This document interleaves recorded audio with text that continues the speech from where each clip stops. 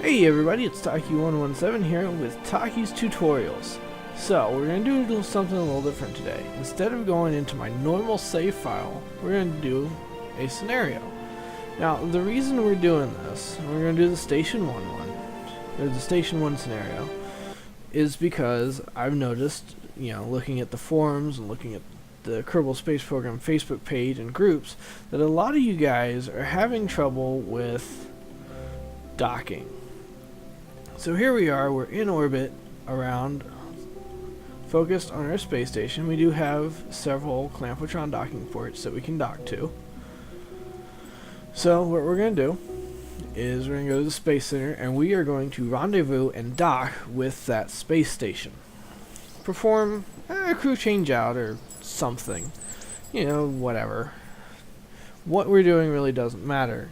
It's just we are going to rendezvous and dock with it.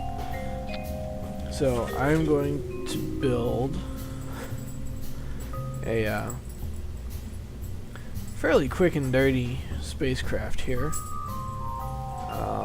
Looking for a heat shield part, not that I need it specifically. Here we go. 2.5 meter heat shield. Let's get some parachutes.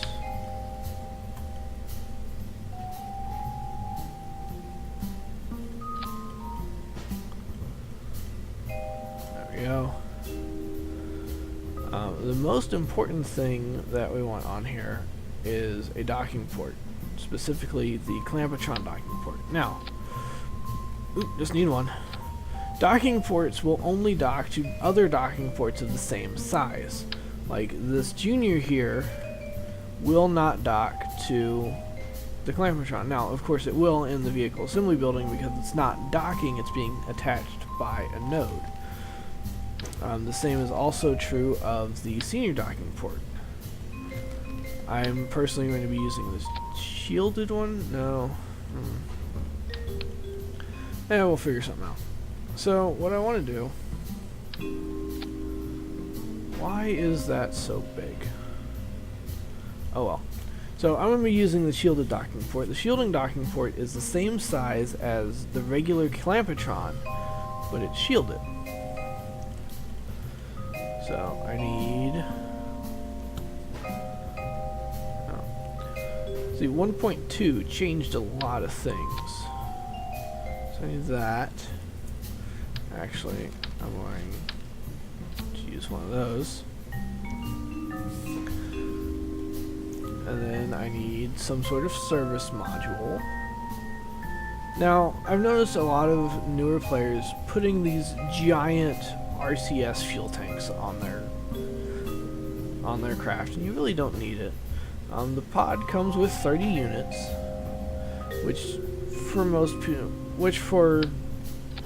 normal docking is more than enough. But there are smaller options. Now, here comes the important part: RCS thruster placement. So we have here the part that's going to be docking. And what I'm going to do is I'm going to add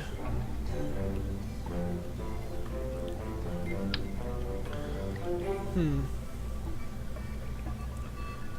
know what? I'm not going to add any extra tanks. What I am going to add are these RCS blocks. So I need 4 of them. So I'm going to put my symmetry on 4, but I'm also going to turn on the center of mass overlay. And what that's going to allow me to do is place these 4 blocks right on the center of mass. Just like that. Now what that does is, when translating, I'm actually going to drain that fuel tank a little bit. And what that does is, when translating, the RCS is going to move linearly along that vector, so it's not going to introduce a rotation when we're trying to translate left or right. So I'm just going to finish out my rocket here and go ahead and turn off my overlay there. Let's see, 2,000 meters a second. And again, I'm just very simple rocket. I do actually think I want... Yeah, I'm going to put a couple boosters on here, just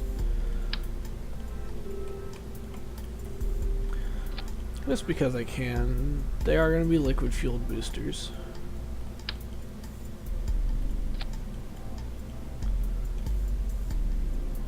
Let's see.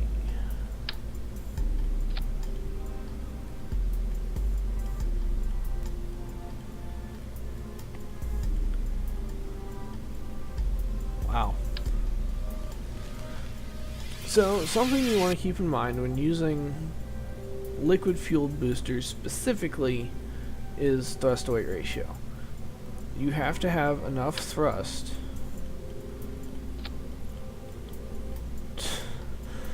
oh wow.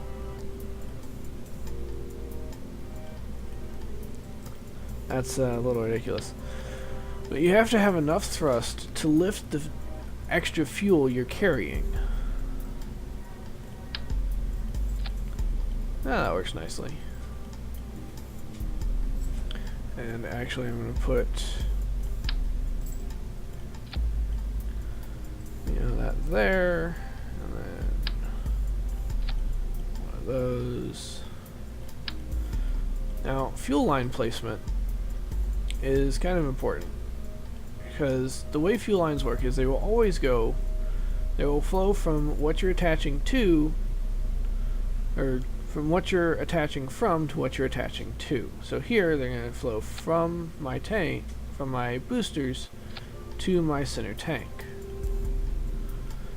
That is not quite straight.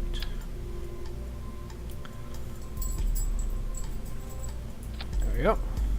Much better. And then I need the small nose cone. Now, yes, my rocket is quite large, but that's okay. Something else I'm going to do is I'm also going to put some struts on here. Now, struts help hold your rocket together. They are very useful for keeping things steady and are almost a must for any well-designed rocket that has boosters on it.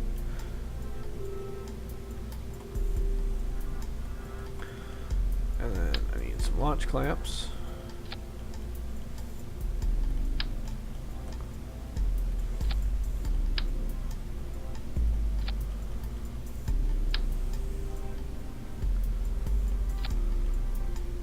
Now you can see all my stuff is all spread out, so I'm just going to move all of that into one stage. There we go. So here's the rocket that is going to get me to my space station. I'm just going to go ahead and launch it. Now comes the important part. We are going to do something called a launch to rendezvous. What that means is we're going to go straight from the launch pad into a rendezvous with our space station. So how do we do that? Well, first thing we're going to do is we're going to set our space station as our target, and then we're going to watch our nav ball. Now, I will be flying this flight entirely manually. I will not be using MechJeb's autopilot feature, so that you guys can understand just how easy or hard, depending on your view, this really is.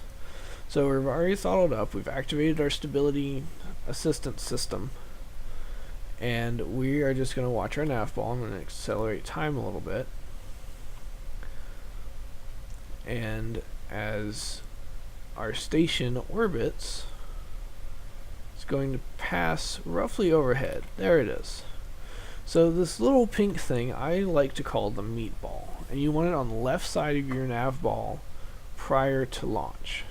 So here we go, throttled up. Again, we've activated our stability assistance system, and we are going to launch. Now you're probably thinking, oh, he's just going to point at the space station and fly there. No, that's not what's going to happen at all, actually.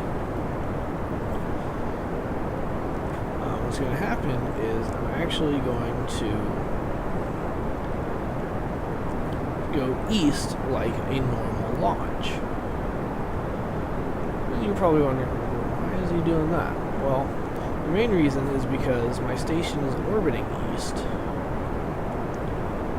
So if I want to match velocity with it, I also have to be moving east. So we're going to perform a normal gravity turn. There go the boosters, and those will fall away.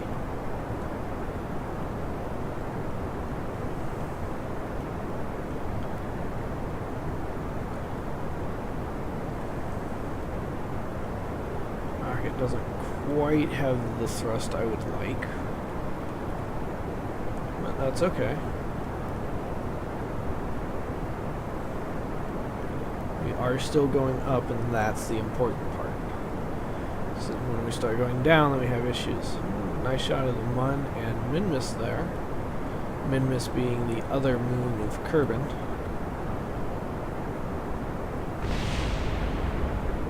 Some explosions back there. Sounds like my boosters hit the shore. Or each other, and who knows. You know what? I'm going to turn off MechJeb entirely. So here we go. Now, as you can see, my station is passing me, and that's okay. My apoapsis is still going up.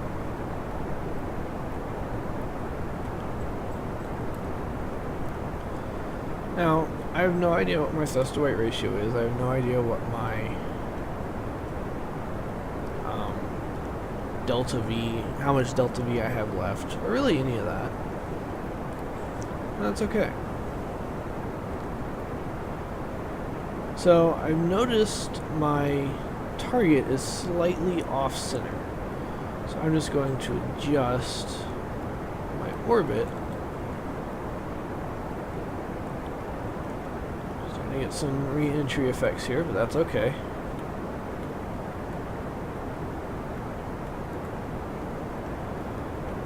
This is the other reason I use the shielded docking port, is because it has a little bit higher heat tolerance. Alright, there we go. So I've adjusted my orbit's inclination to pretty closely match that of the station that I'm going to be docking with. I might be off by a few degrees, but that's okay. We can adjust that in flight later. I'm off by about 5 degrees, but it happens. Oh well.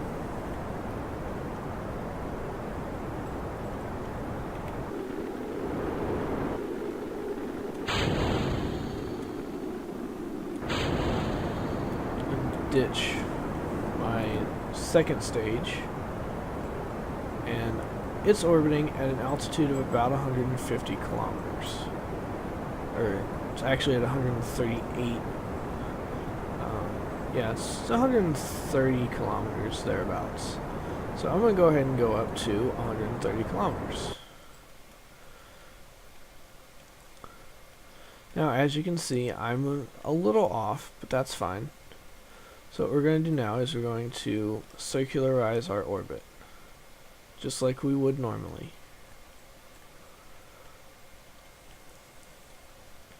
See, I'm at 50 kilometers.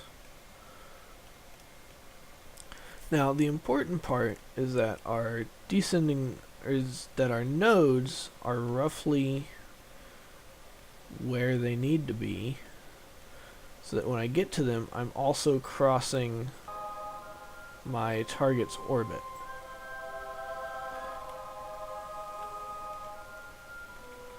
There we go. Something I forgot to put on here was solar panels, but I shouldn't need them. I'm not using a whole lot of electric charge. Here we go, we're just going to circularize our orbit.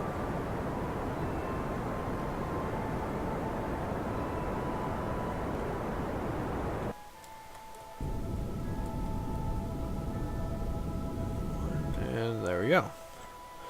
So now comes the tricky part, is matching our inclination and our close approach. So I'm going to first match inclination.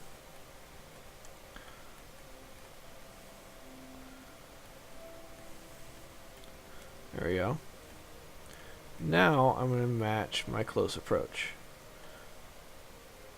85 kilometers. Ooh, whoa. Now I'm not going to do it. I'm not looking at the orange ones. I'm actually looking at the purple ones. And the main reason for that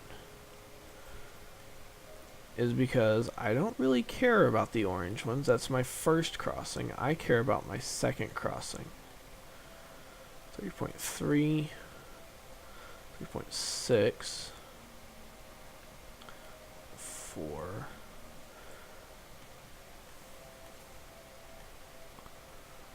And now I'm just kind of adjusting my maneuver node,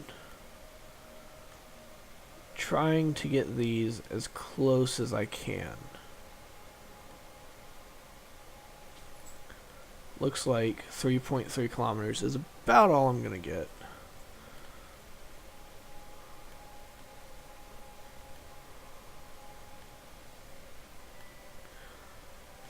Or not. There we go. So I'm 6 kilometers.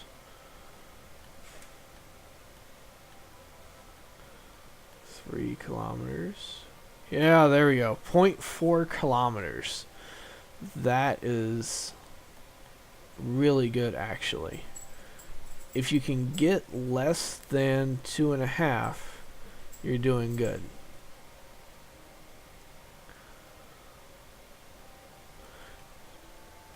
So the closer you can get, the better.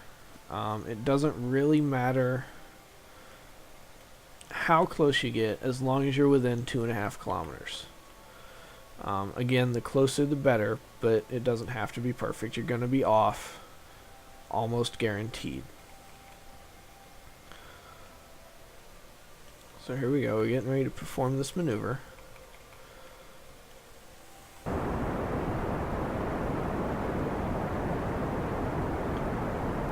Now, things in higher orbits move faster. Things in lower orbits move... I actually have that backwards. Things in higher orbits move slower. Things in lower orbits move faster relative to each other. And there we go. My intersection is 0.3 kilometers. So, as you can see, the blue line... Oops.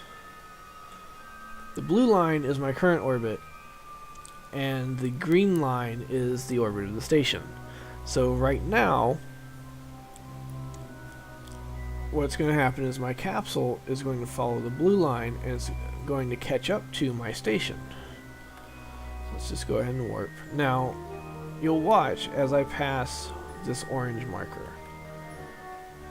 It's swapped. Now my orange marker is over here, and my purple marker is here. That's why I always go with my purple marker. That way I have one complete orbit to kind of set things up, adjust as needed, and I'm not rushing. And here you can see my craft catching up.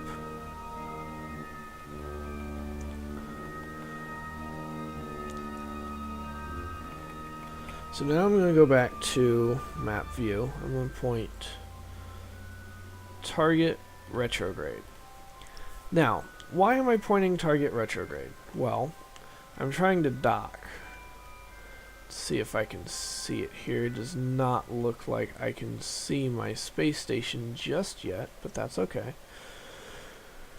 So, at closest approach, you want to have a relative velocity as close to 0 as possible.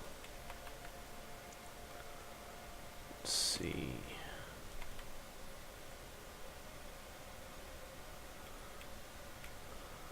I should definitely be able to see it now. So I'm pointing almost directly away from my target. Ah, there it is. So to bring up that indicator, I press the F4 key, and this tells me how far I am away from my target. So here we go. 9, 8, 7, 6, 5, 4, 3, 2 kilometers.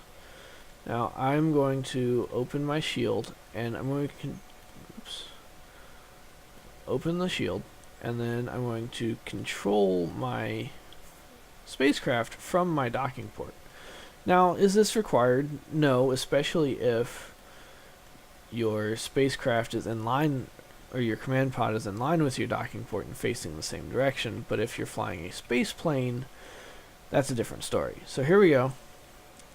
We're going to pass within about 300 meters,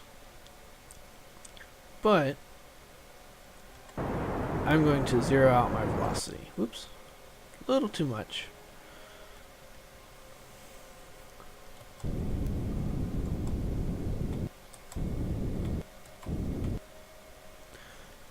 Alright, there we go. So now I'm going to point directly at my target. And here's where the fun begins. I'm going to accelerate towards my target. I'm going to go up to about 5 meters a second. And now I'm going to activate my RCS system by pressing R. So, there are two ways to control your spacecraft. You can use WASD control and shift, or you can switch into docking mode. I'm going to pause here for a moment. So, two ways to control your spacecraft. You can use docking mode right down here, and that changes WASD shift and control to translation, and then you can press space to have rotation as well. Or you can stay in flight mode and use the I, J, K, L, H, and N keys for translation, and keep W, A, S, and D for rotation. So, as we approach, I'm going to shut down my engine so that I don't accidentally hit the shift key. And now I'm going to translate to the right.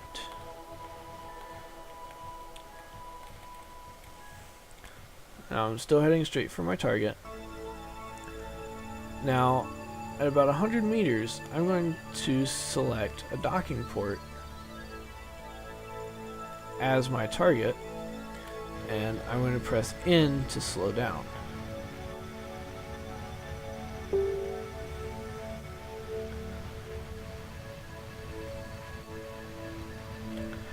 Actually, I'm going to change my target to that one.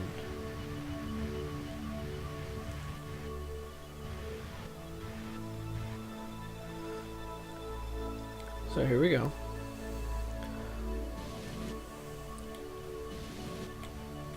Now remember, I'm doing all of this with WASD for rotation, and you'll notice I'm constantly turning off my RCS to rotate because I don't really need it. I'm turning it back on to translate.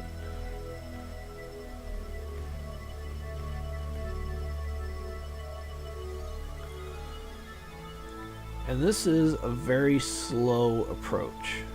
I don't want to move too fast because, well, I don't want to run into my station. There we go, I'm coming down.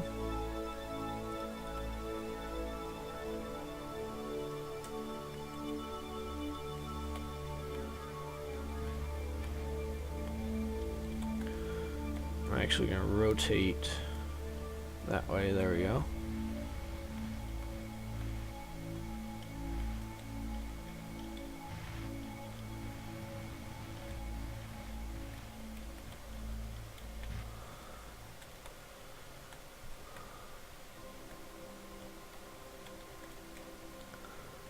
So now what I'm trying to do is I'm trying to line up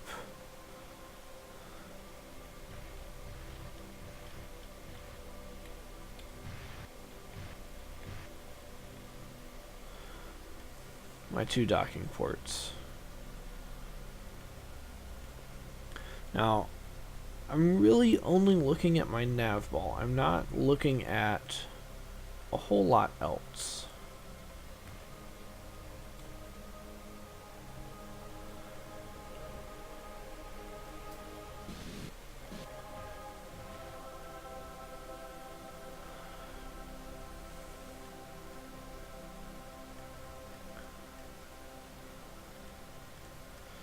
Here we go. Now going to align with the docking port as much as I can. I mean, it's not going to be perfect.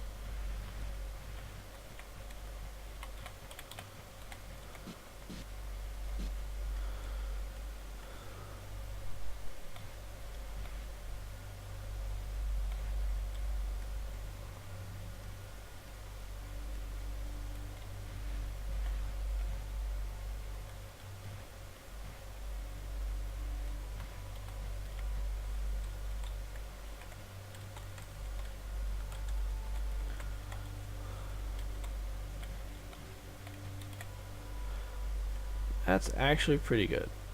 So I'm still moving at 0.2 meters a second, and now I'm just going to turn everything off and take my hands off the controls.